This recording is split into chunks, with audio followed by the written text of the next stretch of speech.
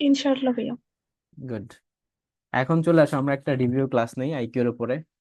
যদিও উপস্থিতি অনেক কম, মাত্র 16 জন। আই ডোন্ট নো বাকিদের কি প্রবলেম। দেখো, ক্যালেন্ডার রিজনিং এটা, সরি ক্যালেন্ডার রিজনিং না, আগে হচ্ছে ক্লক রিজনিং। ক্লক রিজনিং এর উপরে আমরা কয়েকটা টাইপের আইকিউ দেখতে পারি।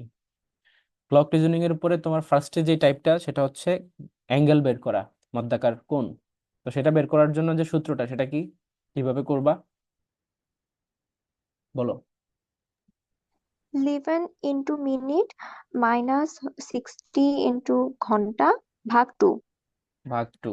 এখানে যদি নেগেটিভ মান হয় সেটাকে পজিটিভ ধরে করব, বাট শর্ত হচ্ছে যদি সেটা 180 থেকে বড় হয়, তখন কি করব? তখন 360 থেকে বিয়োগ। মাইনাস করব। 360 থেকে বিয়োগ। এটাই হচ্ছে এটা। টাইপ 2 তে ছিল হচ্ছে যে তোমার, ধরো সময় হারাচ্ছে, তখন সেক্ষেত্রে কিভাবে করবা? 720 720 ভাগ হারানোর ভাগ সময়। বাঘ হারানোর সময়। গুড। দিনের ক্ষেত্রে। তারপর হচ্ছে তোমার, হ্যাঁ এটা হচ্ছে পার ডেতে, 24 আওয়ার অবলিক ডেতে থাকতে হবে। এটাতেই থাকবে, অত ডিপলি দিবে না তোমাদেরকে। তারপর দেখো, টাইপ 3 তে ওই যে তোমার আয়নাতে প্রতিচ্ছবি দেখার জন্য, সেটা কত থেকে বিয়োগ করবা? মিরর টাইম ইকুয়াল 11টা 60 minus real time yes, real টাইমটা মিরর টাইমের জন্য তুমি কি করবা? এই যে 11টা 60 থেকে বিয়োগ করবা। 60। আর একটা টাইপ ছিল হচ্ছে ঘড়ির ডিরেকশন, মধ্যাকার অ্যাঙ্গেল বের করা, তাই না? সো ঘড়ির যে ডিরেকশন, সেটা যদি স্ট্যান্ডার্ড মেথড অনুযায়ী বলি, উপরের দিকে কি, এটা হচ্ছে উত্তর, তোর উত্তর। এটা হচ্ছে দক্ষিণ। দক্ষিণ। আর পূর্ব দিকটা কোথায় হবে, এখানে না এখানে? উত্তর আর ডান দিকে। দক্ষিণের মাঝে, এই পাশে ডান পাশে। হ্যাঁ, এটা হচ্ছে পূর্ব, এটা হচ্ছে পশ্চিম। তো ঘড়ি কাঁটা অনেক সময় স্ট্যান্ডার্ড নিয়ম অনুযায়ী থাকতে পারে, অথবা স্ট্যান্ডার্ড নিয়ম তারা ঘুরেও দিতে পারে। দুইভাবে দিলেই পারবা না, যেভাবে দেওয়া থাকবে সেভাবে করবা। বুঝছো কি? জি ভাইয়া। আচ্ছা। তারপর চলে আসো ক্যালেন্ডার রিজনিং। ক্যালেন্ডার রিজনিং এর টাইপ 1-এ হচ্ছে বছরের যেই দিন প্রথম, সেই দিনটাই কি, সেই শেষ দিনটাও কি সেই দিন না? 1 January is equal to 31, 31 December. 31 December, normal বছরের ক্ষেত্রে। হচ্ছে কিসের ক্ষেত্রে? নর্মাল। আর এই যদি লিপ ক্লাসটা ইয়ার না হয়, আমি খুঁজে পাই না। লিপ ইয়ারের ক্ষেত্রে +1। বুঝতে একদিন পারছো? বেড়ে যাবে। আচ্ছা। তো যদি তোমার এমনিতে বছর চেঞ্জ হয়, এক বছর আগে যায় বা এক বছর পিছিয়ে যায়, তখন এক এক করে যোগ হবে, এক এক করে বিয়োগ হবে। বুঝতেছো? ভাইয়া এই ক্লাসটা মানে আমি খুঁজে পাই না আর কি করার জন্য। এটা এটা IQ 2, খুঁজছিলাম টেলিগ্রামে। এটা IQ 2। IQ 2 না ও, IQ 1 এর মধ্যে এটা করে দিছি একসাথে। আইকিউ না, এটা 2। IQ 2। IQ 1 এর তো এটা ছিল না, ওটা তো শুধু ঘড়ির গুলা ছিল, ওইটা করছিলাম। হ্যাঁ হ্যাঁ, ওটা তো ইউটিউব লিংক 2 থেকে তে করছো, আছে। তারপরে তো পার্ট 2 এর ক্লাস শুরু হচ্ছে IQ 2 থেকে, এটা ওখানে আছে। পার্ট 1 এর যে ও এক্সামের লিংকটা দিছি না, তারপরে দেখবা যে এই ক্লাসটা দেওয়া। আচ্ছা ভাইয়া। ওকে। আর আরেকটা টাইপে আসতে পারে, যেমন তোমার ক্যালেন্ডার রিজনিং থেকে, সেটা হচ্ছে যে বছরের প্রথম দিন যেই কয়বার থাকে, সেই দিন কতবার থাকে? 53। ফার্স্ট ফার্স্ট ডে থাকে হচ্ছে 53 বার, বাকিগুলা থাকে 52। 52 আবার। 52। আরেকটা টাইপ হচ্ছে তোমার, যখন যে ক্যালেন্ডার রিজনিং এর মধ্যে এতদিন পরে, এতদিন পরে, অর্থাৎ তোমার আজকে এতবার, আজকে এত, আজকে এইবার এতদিন পরে কিবার হবে, তখন সেক্ষেত্রে আমরা কি হিসাবে করব? সাতের 7 দ্বারা ভাগ করো। সাতের গুণিতক হিসেব করে প্লাস মিলাবো। 1। 7-এর গুণিতকের সাথে 1 যোগ করতে হবে না? হ্যাঁ হ্যাঁ, এক যোগ আর কি, সাতের গুণিতক +1 করে হিসাব করব। আর মিসসেলেনিয়াস টপিক আছে কিছু, ওইটা ক্লাসে পাবা, ওইটা এখানে ডিসকাস না করি, মেইন টপিক এগুলা এখান থেকে যদি আসে। এবার চলে আসো ডিরেকশন। ডিরেকশন থেকে একটা মার্ক পাবা, এটা কিন্তু সাজেশন হয়ে যাচ্ছে, ইট জাস্ট এ সাজেশন, যে কি কি আইকিউ আসবে তোমাদের। এই টাইপগুলো পারলে তুমি আইকিউতে ফুল মার্কস পাবা। ডিরেকশন তো বুঝতেছো, স্ট্যান্ডার্ড নিয়ম তো অলরেডি দেখাই দিছি, যে উপরে হচ্ছে গিয়ে তোমার নর্থ, নিচে সাউথ, তার ডান পাশে থাকবে হচ্ছে কি অলওয়েজ পূর্ব, বাম পাশে থাকবে পশ্চিম। এখন অনেক সময় স্ট্যান্ডার্ড নিয়ম ভেঙেও যেতে পারে, অর্থাৎ তোমাদেরকে বলবে এই দিক হচ্ছে গিয়া উত্তর দিক। হ্যাঁ, ঘড়ির কাঁটা, মিনিটের কাঁটা বাজে হচ্ছে ধরো 1টা 30। তো 1টা 30 যখন বাজে, 1টা 30 না, 1টা 15 বাজে সাপোজ, তখন ধরো ঘন্টা কাঁটা এই, মিনিটের কাঁটা এই। বললো যে মিনিটের কাঁটা উত্তর দিকে আছে, তাহলে এই দিকটা কি উত্তর হয়ে গেল না তখন? বলো তো, এই দিকটাই তো উত্তর হয়ে গেল। তখন এইটাকে দক্ষিণ ধরতে হবে, এইটাকে পূর্ব ধরতে হবে, এটাকে পশ্চিম ধরতে হবে, মানে তখন তুমি স্ট্যান্ডার্ড নিয়মকে উলট পালট করতে হবে। কথা কি বুঝছো? জি ভাইয়া। ওকে। আর এমনিতে তোমাদেরকে ডিরেকশন থেকে দিবে হচ্ছে ওই যে জিওমেট্রিক ওয়েতে পিথাগোরাসের যে সলভ গুলা সেগুলা। তো পারবা না? মনে করো যে তুমি এই যে এইভাবে গেছো, এইভাবে গেছো, হ্যাঁ, আবার তুমি হচ্ছে মানে এখানে ছিলা, এখান থেকে এখানে গেছো, এখানে গেছো, আবার এখানে গেছো। এখন বললো যে এখান শুরু থেকে শেষ পর্যন্ত দূরত্ব কত। তখন তুমি কি করতে হবে? এইভাবে এটাকে কানেক্ট করতে হবে। করে এটার এটার অর্ধেক দিয়ে, এটার যে x/2 দিয়ে, আর এটাকে ধরো y ধরে, এখান থেকে পিথাগোরাসের এটা বের করবা। আবার এখান থেকে বের করবা, দুইটাকে যোগ করলে আলটিমেট অ্যান্সার পাবা। আবার ধরো অনেক সময় এরকম হয় যে সেটাকে ভেঙে কাট করে মিলাইতে হয় পিথাগোরাসের অতিভুজ, বা এটাকে এতটুকু বাড়াই এতটুকু কমাই, এই জিনিসগুলো শিখাইছি না? বুঝতেছো আমি কি বোঝাচ্ছি ডিরেকশন থেকে? জি। তো ওই টাইপ থেকে 1 মার্ক পাবা ফর শিওর। তারপর চলে আসো রিলেশনশিপ এবং ফ্যামিলি মেম্বার কাউন্টিং। তো রিলেশনশিপের মধ্যে আসলে পারবা না, বাপ মা ভাই বোন চাচা নানা নানি ফুফু ফুফি খালু খুলা কি খালু খালা খালু, এসব পারবা না। হুম। এটা একটু প্রবলেম হয়। এটা প্রবলেম হলে এটা ঠান্ডা মাথায় সলভ করবা, আর কি নিজের ফ্যামিলির সাথে চিন্তা করবা যে তোমার বাবার একমাত্র বউয়ের একমাত্র ছেলের তোমার কি হয়, বলো। ভাই। ভাই হয়, তো তুমি তো পারো তো সেই, সেইভাবে করবা রিলেশনশিপ গুলা। আর ফ্যামিলি মেম্বার কাউন্টিং এর ক্ষেত্রে একটা জিনিস খেয়াল রাখবা, সেটা হচ্ছে যে অনেক সময় বললো যে সবগুলা ভাইয়ের একটি করে বোন আছে, তাহলে বোন কিন্তু একজনই। তো এই জিনিসটা একটু খেয়াল রাখবা। আবার ধরো কতজন উপস্থিত আছে রুমে, আমার রুমে ধরো এতজন উপস্থিত হলো, তাহলে কতজন রুমে আছে বললে আমাকেও কাউন্ট করতে হবে সেখানে। হ্যাঁ। আবার ধরো এখানে এই জিনিসগুলো আর কি মেইন। আর ঐকিক নিয়ম অনেক সময় আসে আইকিউর মধ্যে। ঐকিক নিয়ম হচ্ছে, মনে করো যে একটা বিড়ালের একটা ইঁদুর ধরতে 2 মিনিট সময় লাগে। হ্যাঁ, তাহলে 10টা বিড়ালের 10টা ইঁদুর ধরতে কত মিনিট সময় লাগবে বলো তো? 2 মিনিটই লাগবে। 2 মিনিটই লাগবে, কারণ সব বিড়াল তো বিড়ালই, ইঁদুর তো ইঁদুরই, ধরে নেবে 1 সেকেন্ড সব দিনে মিলে। তো এরকম কিছু ট্রিকি ট্রিকি কোশ্চেন দিতে পারে। তারপর ধরো সিরিজ থেকে 1 মার্ক পাবা ফর শিওর। সিরিজের ক্ষেত্রে ম্যাক্সিমাম সময় যেটা থাকে সেটা হচ্ছে গ্যাপ দিয়ে সলভ করা, গ্যাপ গ্যাপ করে তুমি হিসাব করা।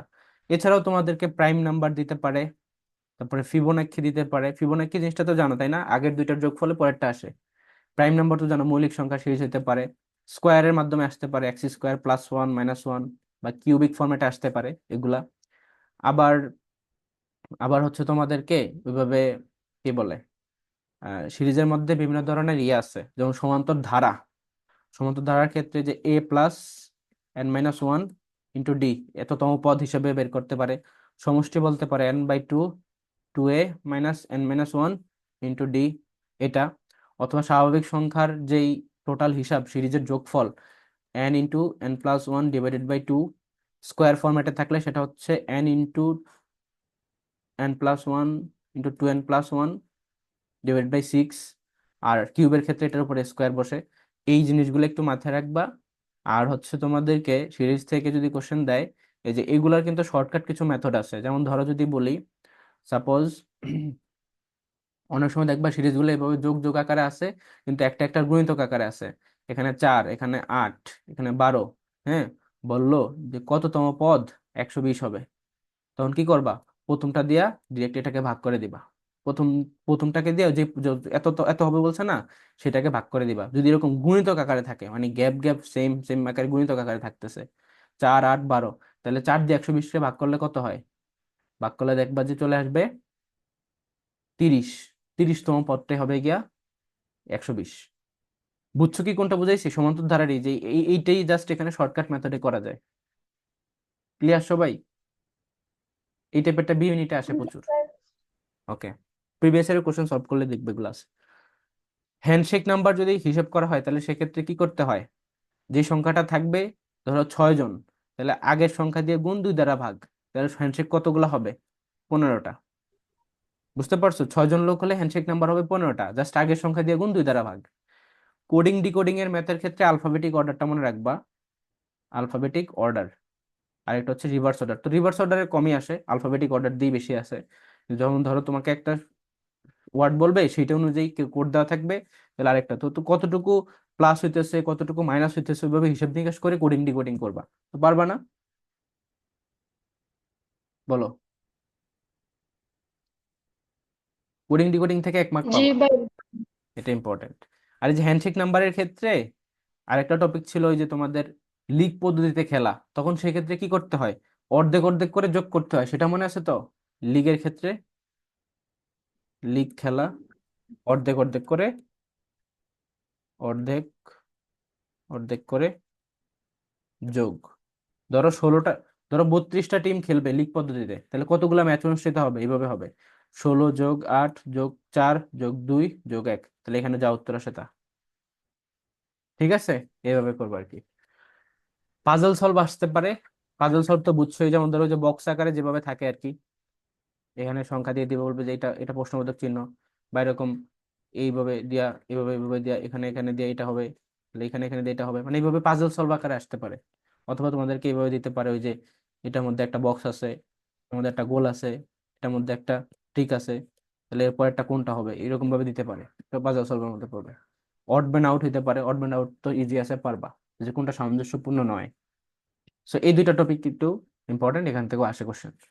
আচ্ছা, তারপর ইম্পসিবিলিটি থেকে কোশ্চেন আসলে ডিরেক্টলি ভাষাগত ভাবে আসবে, সো আই গেস এটা পারবা তোমরা। আর অ্যানালজি থেকেও আসে, অ্যানালজির উপরে ফুল শীট দেওয়া আছে, ইম্পসিবিলিটি ওই যে একটা শীটের মধ্যে অ্যানালজি ইম্পসিবিলিটি সবই দেওয়া আছে, ওইখান থেকে ওইটা করলে হবে। সো বুঝছো কি? বলো। ইম্পসিবিলিটি আর অ্যানালজি। এন্ড দেন দেখো ট্রায়াঙ্গেল। ট্রায়াঙ্গেল তো আজকে করেই দিলাম, সলভ হয়ে গেল। স্কোয়ার, রেক্টেঙ্গেল, এগুলা করলাম। আর এমনিতে বিষয় মানে কিছু ম্যাথমেটিক্যাল অপারেশন থেকে আসতে পারে টুকটাক, ওই সময় একটু সতর্ক থাকবা।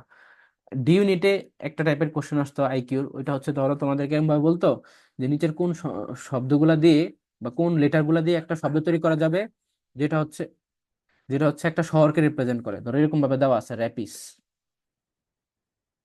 ঠিক আছে, বললো যে কোন শব্দটা কোন লেটার গুলা দিয়ে এরকম র্যাপিস আছে, আরেকটা আছে ধরো এ আর কে টি ভি ও, হ্যাঁ, এরকম ধরো দুইটা অপশন দিলাম, বললো যে কোনটা দিয়ে একটা শব্দ গঠন করা যাবে যেটা একটা শহরকে বোঝাবে, তাহলে তখন উত্তর হবে র্যাপিস। কেন র্যাপিস দিয়ে কি তৈরি করা যায় বলো তো?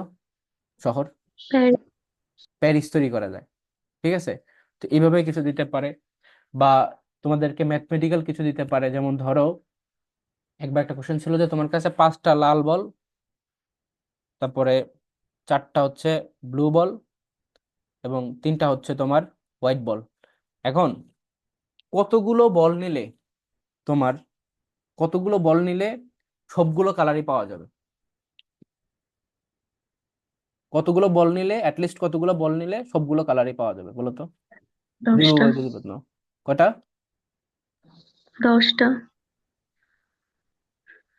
10টা বলছো? হ্যাঁ 10টা হবে। কেননা দেখো, তুমি ধরো 5টা নিলা সাপোজ, তো 5টা নিলে তো 5টাই লাল হইতে পারে, তাই না? তারপর ধরো 6টা নিলা, তো 6টার মধ্যে লাল লাল ব্ল্যাক দিয়ে হয়ে যাবে, ব্লু দিয়ে হয়ে যাবে। এবার ধরো 9টা নিলা, তো 9টা নিলে 5টা লাল 5টা ব্লু হয়ে যেতে পারে, কিন্তু আমি তো বলছি সবগুলা কালার আসবে, হোয়াইট কিন্তু সেখানে নাই। যদি 10টা নাও, সাপোজ 10টা নিছো, তাহলে 10টা নিলে তুমি হয় হোয়াইট নাও 3টা গেল, ব্লু নাও 4টা নিলো, তাও তোমার রেড আসবে আবার। তুমি রেড নাও 5টা, ব্লু নাও 4টা, তাও তোমার হোয়াইট একটা একটা চলে আসবে। অথবা তুমি রেড নাও হোয়াইট নাও 8টা হইলো, তাও 2টা তোমার ব্লু চলে আসবে। তুমি দেখো অ্যাটলিস্ট 10টা নিলে তোমার সবগুলা কালার আসতেছে। তো এইভাবে তোমাদেরকে কোশ্চেন দিতে পারে, এটা একটা মেথড। আর বাকিগুলো ভাষাগত ভাবে আসলে আসলে পারবা আই গেস। আবার কিছু আছে তোমার এই যে কম্পারিজন করা, লার্জেস্ট স্মলেস্ট টলেস্ট স্মলেস্ট এরকম মিডল, যেমন ধরো A is larger than B, C is larger than K, K is larger than V, এভাবে দিলে পারবা না যে কোনটা সবচেয়ে বড়, জাস্ট ওইটাকে রাখবা, বাকি সবগুলাকে কাটতে থাকবা। যেটা চাইছে অ্যান্সার লার্জেস্ট চাইলে তাহলে লার্জেস্টটাকে রাখবা, বাকিগুলোকে কাটতে থাকবা কাটতে থাকবা, যেটা লাস্টে বাকি থাকে ওইটাই উত্তর। স্মলেস্ট চাইলে স্মলেস্টটাকে রাখবা, বাকিগুলাকে কাটতে থাকবা। আমার ওয়ে কি বুঝতেছো তোমরা? রেসপন্স করো। জি, বুঝতে পেরেছি। ওকে, সো এই টাইপের ভিতরে এতগুলাই ছিল, আর তেমন অ্যাড করি নাই। সো এই টপিক গুলা থেকেই তোমরা হুবহু কমন পাবা, মিলিয়ে নিও পরীক্ষা হলে। আর যাদের এখনো ল্যাকিংস আছে যে ভাই এই টপিকগুলো আমার কমপ্লিট হয় না, তাদেরকে বলবো যে আমার যে আইকিউর যে কয়েকটা ক্লাস হয়েছে, আমি কয়টা ক্লাস নিয়েছি আইকিউর উপরে?